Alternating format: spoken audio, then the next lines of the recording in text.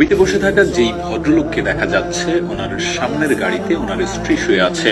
স্ত্রীর জানাজা হওয়ার কথা ছিল রাত 9টায়, কিন্তু উনি চাচ্ছিলেন না যে এত রাতে জানাজা হোক।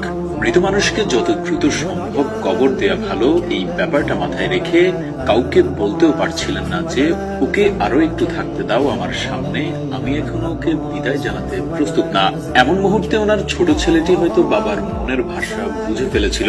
তারপর পরিবারের সিদ্ধান্ত হলো জানাজা হবে সকালে।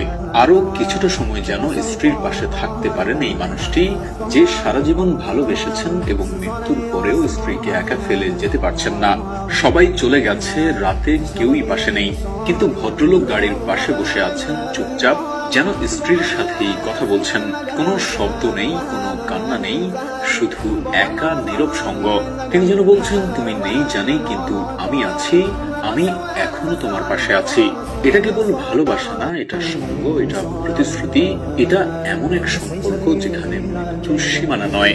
এই ঘটনাটা আমাদের শেখায়, ভালোবাসা মানে শুধু জীবনের সাথী হওয়া না, ভালোবাসা মানে মৃত্যুর পরেও সঙ্গী হওয়া, ছেড়ে না যাওয়া, পাশে থাকার অঙ্গীকার করা। আমরা সবাই জীবনে এমন একজনকে চাই যে শুধু জীবিত থাকাকালীন আমাদের ভালোবাসবে না, আমাদের অনুপস্থিতিতেও পাশে থাকবে, নিঃশব্দে, নিঃস্বার্থভাবে।